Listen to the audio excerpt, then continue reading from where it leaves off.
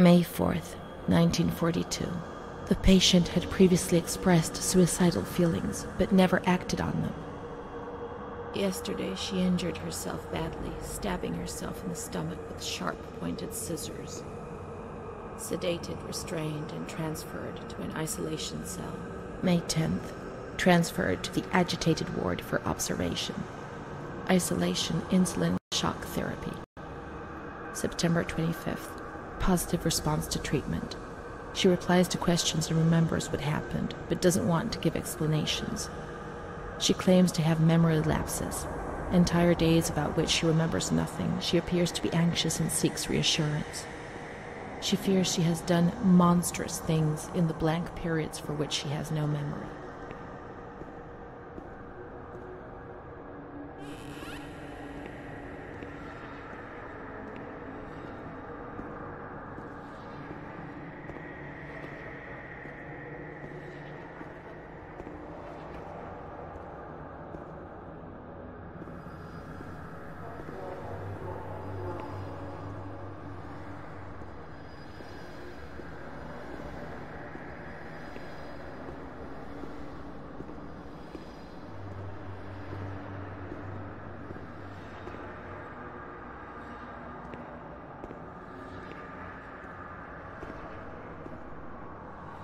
November 11th, 1942.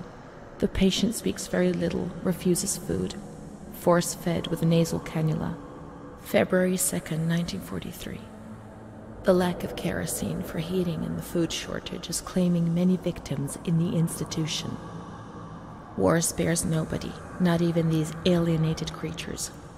Despite her young age, this patient has fallen ill owing to the cold and malnutrition.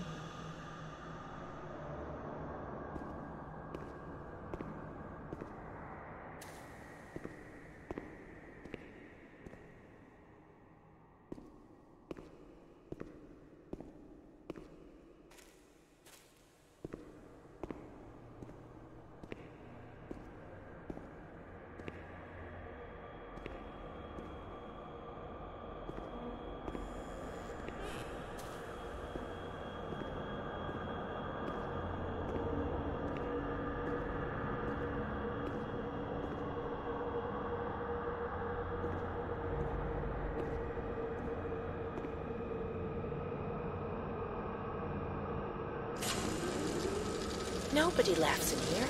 I mean, really laughs. Not those crazy fools who laugh because people say they're mad. I don't know why they laugh out loud. They say I'm mad too, but I never feel like laughing. People used to laugh at me, but they were right, you know? You can't always cry, and people laugh when they're afraid, don't they? It happened to you, not to me. It's better that way.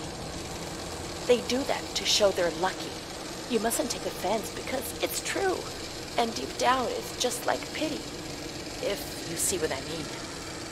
But then you think about your own situation, and you laugh because you feel lucky that everything's going to get better, that it's all shit. It's all shit, this place.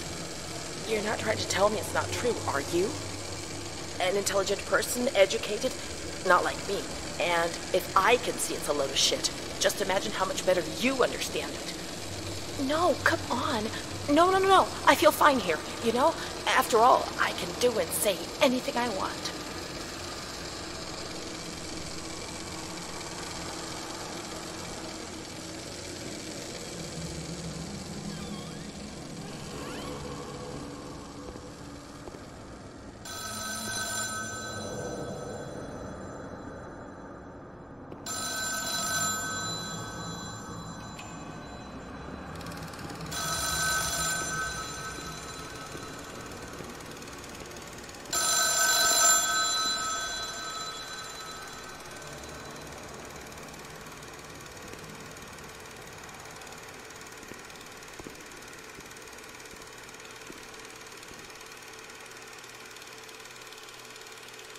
August 28, 1942. We hereby notify you of the death of Ada T., mother of Renee T., a patient in your institution. No known relative. Sincerely yours. Onofrio repeated. I have no one left in the world. Nobody at all. Solitude is very strange.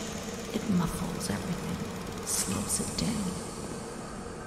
It's an endless scream that makes no sound. A silent scream. I can't stop looking at myself. I will never leave this place. There is nobody up there for me. These walls have become my skin, and the wretched desperation within them is my soul without a voice. Here, nobody weeps anymore. How I would love to feel life, desperation, anger. I've stopped dreaming, daydreaming, maybe even thinking. I've lived in a reality which has corroded me and has stripped me of everything, even my ability to feel pain.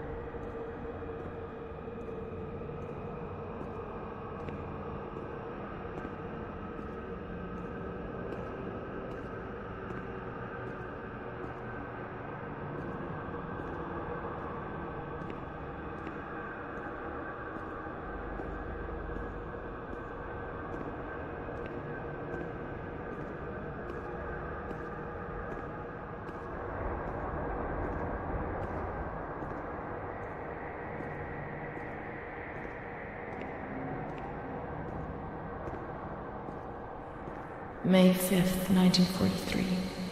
Renee's state of health is good. She is eating and speaking. Her spatial and temporal orientation is good. Therapy suspended.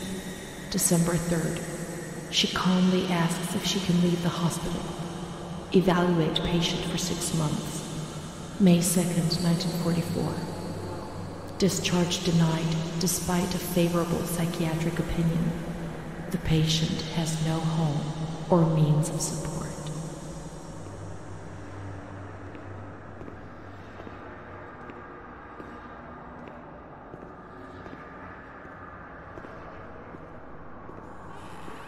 May 4th.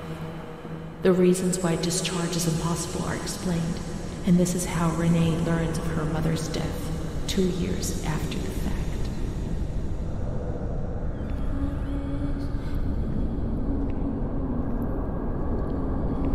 May 5th. She tried to kill herself in the night by hanging herself with a sheet, saved by the nurses.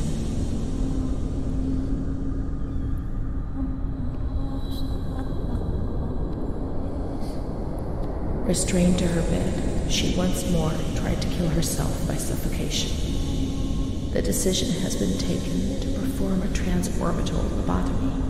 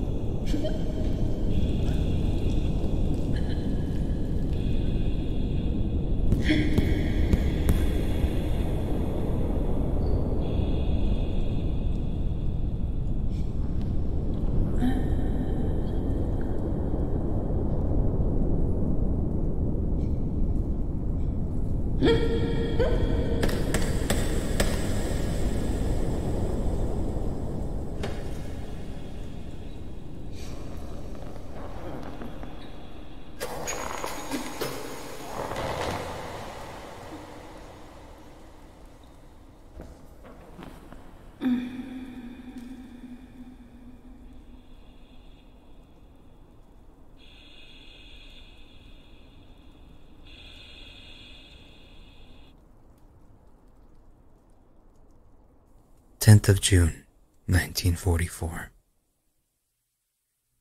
Operation successful. Patient tranquil and collaborative. Motor coordination capacity reduced, but she's improving.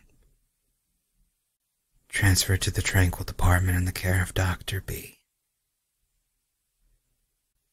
25th of October. Continues to talk about Amara and her doll, Charlotte. The disturbances of motor capacity show slight signs of improvement. Difficulty walking, not capable of riding, and the nurses report that they have to help her dress, wash, and feed herself. In the summer of 1944, Renee was transferred back into my department. Aware of little, indifferent, hardly ever spoke. One day, she said, "When I find the courage to look at myself in the mirror, I see a young face which is aged and looks at me full of fear." She is a woman now who has changed profoundly compared to the girl that I had under my care several years ago. Only the sadness of her gaze and her intelligence are unchanged. She's so young, just 23 years old, but is lacking all vitality. Perhaps her condition may improve, but probably not. Her life has been thrown away. And nobody did a thing to try to avoid this.